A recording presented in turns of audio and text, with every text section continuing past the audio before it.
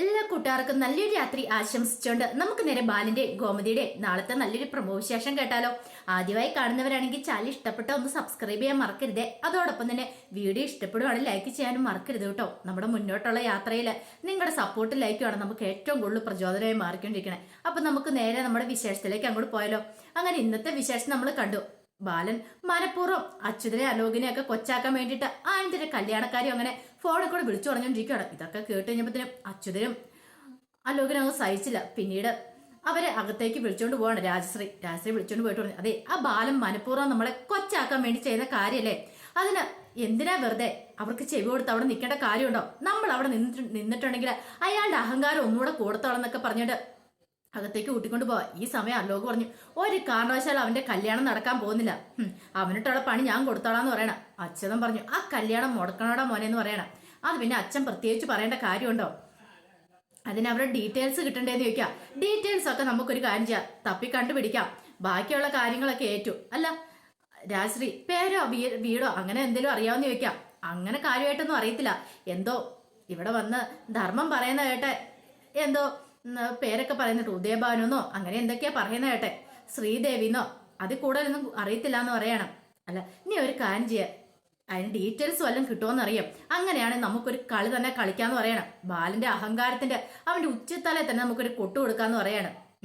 ശരിയെന്നൊക്കെ പറയുന്നുണ്ട്. അങ്ങനെ അവരങ്ങോട്ടേക്ക് കയറി പോവാ. ഈ സമയം വല്ലാത്ത സങ്കടമായിപ്പോയി മീനാക്ഷിക്ക്. കാരണം സഹിക്കാൻ പറ്റുന്നില്ല. അപ്പുറം ബാലന്റെ നാവിൽ നിന്നും അങ്ങനെ ഒരു കാര്യം ഒരിക്കലും മീനാക്ഷി പ്രതീക്ഷിച്ചിരുന്നല്ല. ഒരിക്കലും ബാലൻ അങ്ങനെ ചെയ്യുമെന്ന് പോലും കരുതിയിരുന്നല്ല. കാരണം പുതിയൊരു മരുമോള് വരുക എന്നും പറഞ്ഞുകൊണ്ട് ഇപ്പൊ ഈ വീട്ടിലേക്ക് കയറി വന്നവരെ താഴ്ത്തി കെട്ടേണ്ട കാര്യമില്ലായിരുന്നു. മുറി പോയിരുന്നിട്ട് മീനാക്ഷിക്ക് സങ്കടം സഹിക്കാൻ പറ്റുന്നുണ്ടായിരുന്നില്ല. മീനാക്ഷിയുടെ കണ്ണൊക്കെ നിറഞ്ഞു ഒഴുകിക്കൊണ്ടിരുന്നു. അപ്പോഴേക്കും ഗോമതി എങ്ങോട്ട് വന്നു. ഗോമതി എന്നിട്ട്, എന്താ മീനാക്ഷി എന്തായി മുറിക്കാതിരിക്കണം നിൽക്കേ? ഒന്നുമില്ലമ്മയെന്ന് പറയണം. ബാലേട്ടൻ പറഞ്ഞ് മോൾക്ക് വിഷമായെന്ന് ചോദിക്കാം. കുഴപ്പമില്ല, ബാലേട്ടന്റെ സ്വഭാവം അറിയാന്നല്ലേ, മോൾ ആ കാര്യത്തെക്കുറിച്ച് ചിന്തിക്കുക പോലും വേണ്ട, അതും കൂടെ വിട്ട് കളഞ്ഞേക്കാൻ പറയാം. ഇത് കേട്ടതും മീനാക്ഷി പറഞ്ഞു, അമ്മയ്ക്കറിയാലോ ഈ വീട്ടിലേക്ക് വന്നതിന് ശേഷം ഇന്ന് വരെ ഞാൻ എൻ്റെ സ്വന്തം വീടായിട്ടാണ് ഞാൻ ഈ കുടുംബത്തെ കരുതിയിരിക്കുന്നത്, അതിനപ്പുറത്തേക്കൊന്നുമില്ല. പക്ഷേങ്കിൽ അച്ഛൻ്റെ നാവിൽ നിന്ന് ഇങ്ങനെ ഒരിക്കലും ഞാൻ പ്രതീക്ഷിച്ച കാര്യമില്ലെന്ന് പറയണം. അറേഞ്ച്ഡ് മാരേജ് ആണെങ്കിലും ഒളിച്ചോടി പോകുന്ന കല്യാണം ഉണ്ടെങ്കിൽ നല്ല രീതിയിൽ തന്നെ ജീവിക്കണം, അത്രയല്ലേ ഉള്ളൂ. ഇപ്പൊ എത്ര വലിയ അറേഞ്ച്ഡ് മാരേജ് നടത്തിയാലും കല്യാണം കഴിഞ്ഞതിന് ശേഷം ഭാര്യയും ഭർത്താവും തമ്മിൽ ഐക്യമില്ലെങ്കിൽ അതും കൊണ്ട് ഒരു പ്രയോജനമുണ്ടോ? ഇല്ലല്ലോ.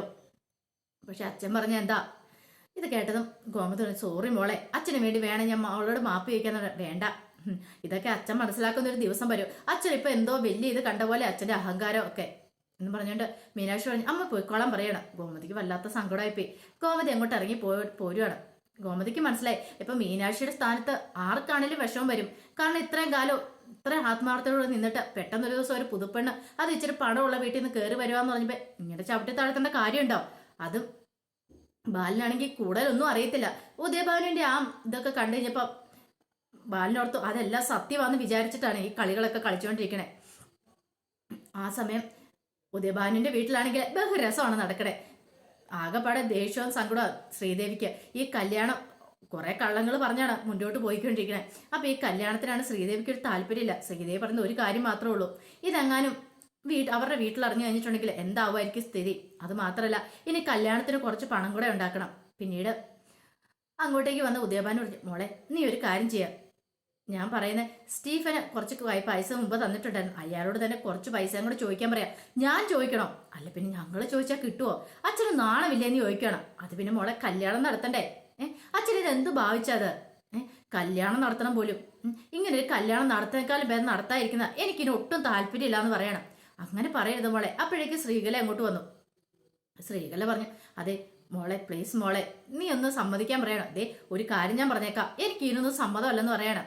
ഇത് കേട്ട് കഴിഞ്ഞപ്പോൾ ശ്രീകല പറഞ്ഞു, ഉദയഭാനുവിനോട് പറഞ്ഞു, ഞാൻ എപ്പോഴേ പറഞ്ഞല്ലേ ഇവളിങ്ങനെയൊന്നും സമ്മതിക്കില്ല എന്നുള്ള കാര്യം.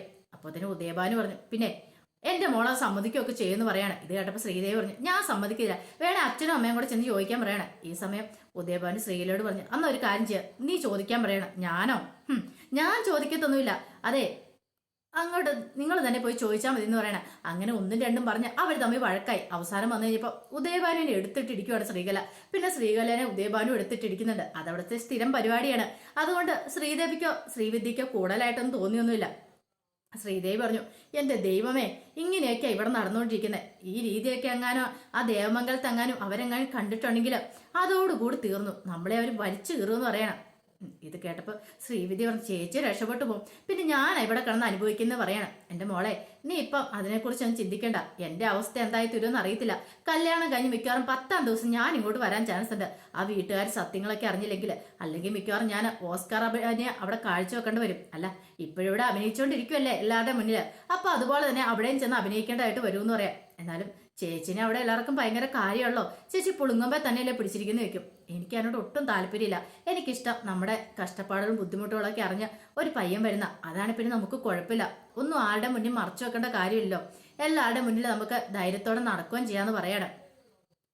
ആ സമയം ഗോമതി എന്നിട്ട് മീനാക്ഷിന്റെ ആഹാരം കഴിക്കാൻ വിളിക്കുക. മീനാക്ഷി പറഞ്ഞ് വേണ്ടാന്ന് പറഞ്ഞ് കിടക്കുവാണ്. അങ്ങനെ കുറച്ച് സമയം കൂടെ കഴിഞ്ഞ് കഴിഞ്ഞപ്പോഴത്തേനുമാണ് ആകാശ് വരുന്നത്. ആകാശ് വന്നിട്ട് മീനാക്ഷി പറഞ്ഞു, മീനു, നീ എന്താ ഫുഡ് കഴിക്കാൻ വരാത്തെ? വാ, ഫുഡ് കഴിക്കാൻ വരാൻ പറയണേ. ഇത് കേട്ടത്തിൽ മീനാക്ഷി പറഞ്ഞു, എനിക്ക് നല്ല തലവേദനയാ, ഇപ്പോൾ കഴിക്കാൻ വേണ്ടെന്ന് പറയണം. എന്ത് വർത്താനം മീനു നീ പറയുന്നേ? വരാൻ പറയണം. വേണ്ടെന്നല്ലേന്ന് പറഞ്ഞുകൊണ്ട് ആകാശനെ ചീത്ത പറഞ്ഞു വിടുവാണ്. ആകാശന് ആ പാടെ വിഷമമായി. പിന്നീട് ആകാശുണ്ട്, എന്താ മീനു, എന്താ കാര്യം എന്താന്ന് ചോദിക്കുക. ഇത് കേട്ടതും മീനാക്ഷി പറഞ്ഞു, എന്റെ കൂടെ കൂടുതലൊന്നും പറയിപ്പിക്കരുതെന്ന് പറയാ. നീ കാര്യം എന്താന്ന് പറഞ്ഞാലേ എനിക്ക് അറിയത്തുള്ളൂ എന്ന് ചോദിക്കാം. ദേ, നിങ്ങളുടെ അച്ഛൻ എന്ത് പറഞ്ഞ എന്താന്ന് അറിയാമെന്ന് ചോദിക്കും. എന്ത്? അത് നിങ്ങളുടെ അച്ഛനോട് തന്നെ പോയി ചോദിക്കാൻ പറയണം. നീ കാര്യം പറയാം എന്താന്ന്. പിന്നീടാണ് മീനാക്ഷി ആ സംഭവങ്ങളൊക്കെ പറയുന്നത്. എല്ലാം കേട്ടിച്ചപ്പോൾ ആകാശ് പറഞ്ഞു, അത് പിന്നെ അച്ഛൻ അങ്ങനെ പറഞ്ഞെന്നോർത്ത് നീ കാര്യമാക്കി എടുക്കണ്ട. നമ്മളെന്തായാലും ഒളിച്ചോടി പോയി വിവാഹം കഴിച്ചവരല്ലേ, അറേഞ്ചിനും മാരേജൊന്നും അല്ലല്ലോ. അച്ഛൻ നോക്കിക്കഴിയുമ്പോൾ അച്ഛൻ്റെ ഭാഗത്ത് ന്യായമുണ്ട്. എല്ലാം കൊണ്ടും 4 ആൾ അറിഞ്ഞ് കെട്ടിക്കൊണ്ട് വരുന്ന പെൺകുട്ടിയല്ലേ, അപ്പൊ അതിൻ്റെതായ രീതിക്കായിരിക്കും അച്ഛൻ നിൽക്കുന്നത്. അതുകൊണ്ട് നമ്മൾ ആ കാര്യത്തിൽ വലിയ സീരിയസ് ആയിട്ട് എടുക്കണമെന്ന് പറയാം. ഇത് കേട്ടതും മീനാക്ഷിക്ക് ദേഷ്യം വന്നു. ഈ സമയം മീനാക്ഷി ഒരു കാര്യം ചെയ്യും, ആഹാരം വേണ്ട, നീ ഇവിടെ ഒന്ന് കിടക്കാൻ പറയാണ്. എവിടെ കിടക്കാൻ? ഇവിടെയാ. ഞാൻ അവിടെ കിടക്കുന്ന ആകാശ് വിചാരിക്കുക പോലും വേണ്ടെന്ന് പറഞ്ഞു. അതെന്താ? ഞാൻ കിടക്കണമെങ്കിലേ നിങ്ങളുടെ അച്ഛൻ എന്നെ ഇനി അച്ഛൻ്റെ മരുമോളാ ഞാൻ, അല്ലെങ്കിൽ നിങ്ങളുടെ ഭാര്യ ഞാനെന്ന് അച്ഛൻ അംഗീകരിക്കണമെന്ന് പറഞ്ഞിട്ട് ഒരു പായം തലവണ എടുത്ത് നിലത്തേക്ക് പോയി കിടക്കണം. മീനു, നീ എന്ത് പരിപാടിയാണ് കാണിക്കണമെന്ന് ചോദിച്ചോണ്ട് ആകാശ് അങ്ങ് ഇന്ന് കയ്യിലേക്ക് പിടിക്കാൻ നോക്കാം. തൊട്ടുപോയ കിടന്ന് പറയാനെ, തൊട്ടുവിടേണ്ട വിവരം അറിയും. ഒരു ഭർത്താവ് വന്നിരിക്കുന്നു, അച്ഛന്റെ നേരെ നിനക്ക് സംസാരിക്കാൻ അറിയാവോ? ഇല്ലല്ലോ. അച്ഛൻ എന്തേലും പറഞ്ഞിട്ടുണ്ടെങ്കിൽ ഒച്ചാൻസിരിക്കാനല്ലേ അറിയത്തുള്ളൂ. തെറ്റാന്ന് നമ്മൾ എത്ര വലിയ മനുഷ്യന്മാരുടെ മുന്നിൽ ഒന്ന് പറയാണ്ട് തയ്യാറാകണം. ഇതൊന്നും തയ്യാറാവാതിരുന്നിട്ട് കാര്യമില്ല. പറഞ്ഞു കേട്ടല്ലോ, എന്നിട്ട് വന്നിരിക്കുന്നു. ദേ, എന്റെ ദേഹത്ത് തൊടണമെങ്കിൽ ഇനി ഈ പറഞ്ഞ കാര്യം നടത്തണം എന്ന് പറയുവാണ്. ഇത് കേട്ട് ആകാശാകപ്പാടെ പെട്ടുപോയി. എന്ത് ചെയ്യണമെന്ന് അറിയത്തില്ലാത്തൊരവസ്ഥയായിപ്പോയി ആകാശിന്. പിന്നീട് ആകാശ് ഒന്നും മിണ്ടാതെ അങ്ങോട്ടേക്ക് ഇറങ്ങിപ്പോവാണ്. അതിനുശേഷം രാത്രിയിലാണ് മീനാക്ഷി അവിടെ തന്നെ കിടന്നത്. അങ്ങനെ അന്നത്തെ ദിവസം കഴിഞ്ഞു. അന്നത്തെ ദിവസം രാത്രി കഴിഞ്ഞ് പിറ്റേ ദിവസമായി. പിറ്റേ ദിവസം ക്രിസ്മസ് ദിനമാണ്. ക്രിസ്മസ് ദിനത്തിന് അങ്ങനെയൊക്കെ തന്നെയായിരുന്നു. മീനാക്ഷി അധികം ആരോട് സംസാരിക്കാനൊന്നും പോയില്ല, അതുപോലെ തന്നെ ഇരുന്നു. പക്ഷെങ്കിൽ ഗോമതിക്ക് ഇത് ശ്രദ്ധിച്ചു. ഗോമതി ബാലനോട് അത് പറയുകയും ചെയ്തു. ബാലേട്ടൻ ഇന്നലെ പറഞ്ഞു ഒട്ടും ശരിയായില്ല, കണ്ടില്ല എന്നൊക്കെ ചോദിക്കുന്നുണ്ട്. അവസാനം ബാലൻ പറഞ്ഞു, ഞാൻ പറഞ്ഞ അത്ര കൂടിപ്പോയെന്ന് എനിക്കും തോന്നില്ല. ബാലൻ തിരുത്തി പറയാനൊട്ട് തയ്യാറും ആയിരുന്നില്ല. അങ്ങനെ അന്ന് വൈകുന്നേരം കരോളൊക്കെ വരുന്നുണ്ട്. കരോളൊക്കെ വന്നപ്പോൾ എല്ലാവരും ഭയങ്കര സന്തോഷത്തിലായി. കരോളൊക്കെ വന്ന് അങ്ങനെ ക്രിസ്മസ് ഒക്കെ എല്ലാവരും അടിച്ചുപൊളിച്ച് ആഘോഷിക്കുകയാണ്. അപ്പൊ അതിന്റെ വിശേഷങ്ങളൊക്കെയാണ് നാളെ കാണാൻ പോകുന്നത്. ഇതിന്റെ ബാക്കി വിശേഷങ്ങളുമായിട്ട് നാളെ വരാട്ടോ. അപ്പൊ എല്ലാവർക്കും ഒരിക്കൽ കൂടി നല്ലൊരു രാത്രി ആശംസിച്ചുകൊണ്ട് നിർത്തുന്നു. നന്ദി.